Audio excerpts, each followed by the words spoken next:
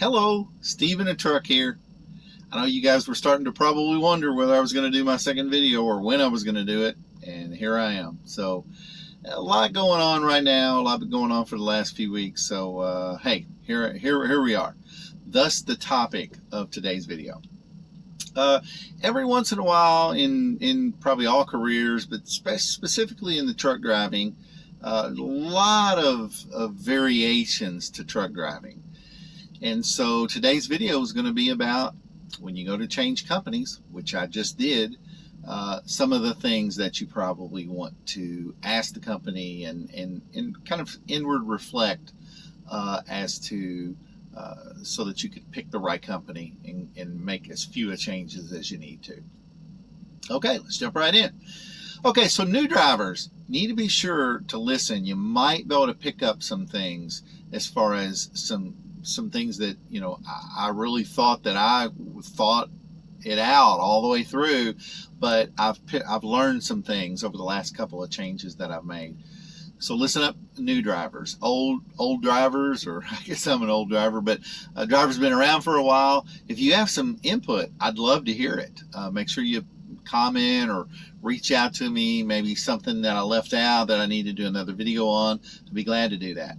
And then people that haven't ever driven a truck, or maybe you never intend to drive a truck, I think you're going to get some insights as to what we have to think about as we're looking for that perfect or that right position or right situation opportunity for us. So I really took, and let me just say this is how Steve in a truck does it. Okay, I'm not saying I have all the answers, because I certainly don't. In fact, I'm saying I don't have all the answers.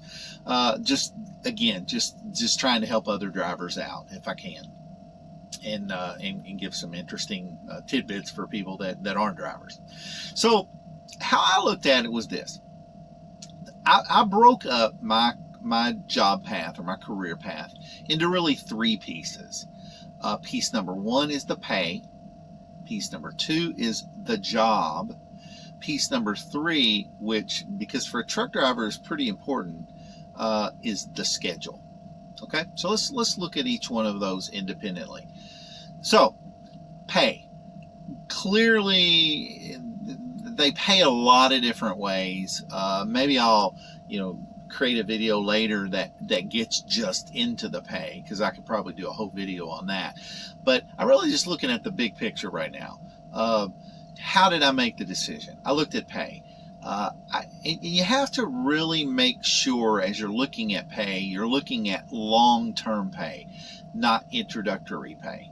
So many companies give you a sign-on bonus. And so what happens is, if you include the sign-on bonus to your what you're making, first 2 or 3 or 4 or 6 months, you'll be doing great. After that, it may really suffer. So you really need to take out the what you're going to make for a sign-on bonus for as far as the regular pay. Now, clearly, if they're giving you $3,000, $4,000, $5,000, then yeah, you include that into your decision, but you don't want to include that into your normal pay. So pay, you just need to be sure you know what it takes you to live, or if you don't, you really should. And you just need to make sure that they're paying you a fair rate for what you're doing. Again, I'll probably do an entire video on pay. The second piece, the job itself. Never really thought about this so much. I was really thinking more, do I do flatbed? Do I do box? Do I do refrigeration? That is really what I was thinking about. Heavy haul, step decks. I mean, there's just on and on and on. I was sort of limiting just to that. You need to think. Some of your LTL companies, they do doubles and triples. Is that something you want to deal with? Flatbed is one that I did think of. Do you want to do the physical work of flatbed? And you really need to be honest with yourself.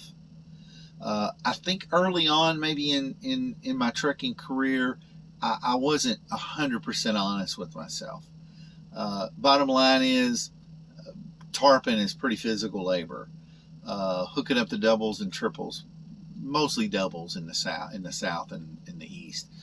But there's some work to that. Tanker, if you're scared of height, tanker may not be for you, because it's going to be you're going to have to, in most cases, you're going to have to climb up and walk up and down that catwalk at the top of the trailer. So you need to look at the job. Do you want physical? Do you not want physical? Do you want to do just drop and hook, which is you can tend to, in a lot of cases, make more money because you're obviously spending less time hooking or waiting for loads to unload and stuff like that. Does it bother you to wait for loads to unload? Do you want to go to the same shipper every day, or do you want to go, or every week or whatever, or is it okay to go to a different place every single day? All of these things are the job, as I call it. How are the people to work with? Obviously, going into a new company, you're not going to know, but you know the company you're at now, and if they're difficult to work with, then maybe it's time to move on, because I've experienced this several companies actually that the people were wonderful to work with. It was just the overall opportunity. So those are the things that you're going to sort of look at as far as the job itself, because some truck driving jobs pretty non-labor intensive. I mean, the job that I'm currently in is non-labor intensive. I mean, I have to walk a little bit to go back and move the tandems and crank the landing gear and stuff like that. But I don't do any doubles and triples, and that sort of, don't do any tarping or anything like that. So, is it okay? Would you be comfortable with having to quote babysit the refrigeration unit? I've never done that, but you're sort of having to keep two pieces of equipment going versus just one. From what I hear, that's a little bit of extra effort. Not a huge deal, but something you just got to know if that's something you want to deal with. So that's the job. Then the third one is the schedule, which honestly for me is the biggest deal. The schedule is the biggest deal. And so that's something that I've really worked, probably a good percentage of the job changes or the company changes that I've made over the last 4 years has been built around schedule. Worked for an LTL company. It was pretty much all night. I'd go to work at 8 at night, get off at 8 or 9 in the morning, be gone a week at a time. And I stayed in hotels. That's back to the situation or the job. Are you okay sleeping in a sleeper, or would you prefer a hotel? All these are things, I digress a little bit, but that's something to think about. So schedule. Do you want to, is weekends mandatory off? When would you get weekends off? Is it okay to come home every day? One of the things you have to understand, or is it good, is it preferred to come home every day? One of the things that you need to think about, and this kind of pulls money and schedule together, is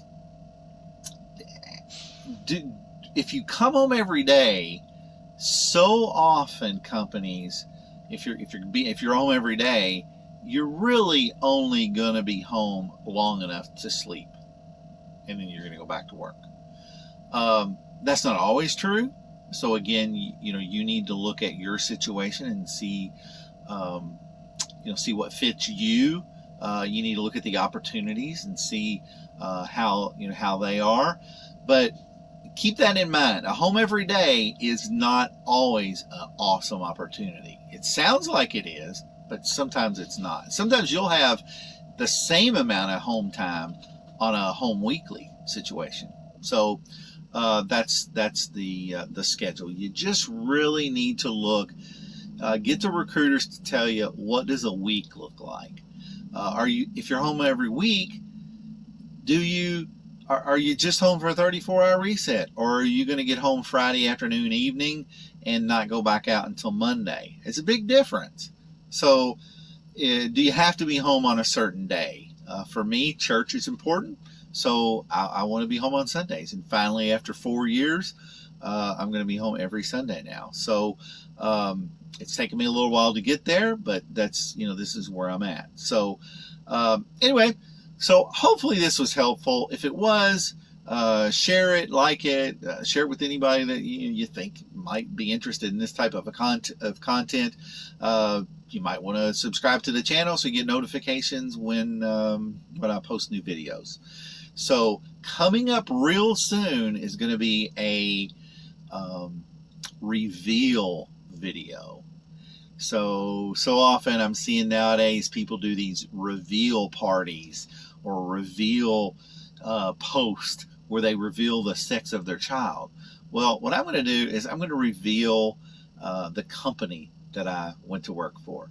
So I went to work for one of 3 companies. And if you have a guess and you want to guess in the comments, that's great. Put it in there.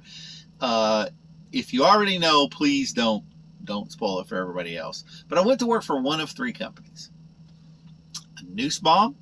It is a company that they've been around for 75 years or so, and they, overall good company. As I read the reviews, they seem like they were a good, solid company, a faith-based company. Or Walmart. That's a top-paying company, top company in this industry as far as drivers go. People generally liked to work for Walmart. They pay really well. They treat their people pretty well from everything that I'm seeing. And who hasn't heard of Walmart? And and the Walmarts will be running when we found out from the COVID, the Walmarts will be going, when other companies are not. And then the last one is Fraley Schilling. It's basically a flatbed company, but they actually have a dry van division, and I will be doing dry van. I won't be doing flatbed. So Nussbaum, Walmart, or Fraley Schilling. If you have a guess, put it in the comments, and we'll chat it out for a little while until I do my reveal video. So hey, thanks for listening, and this is Steve in a Truck out.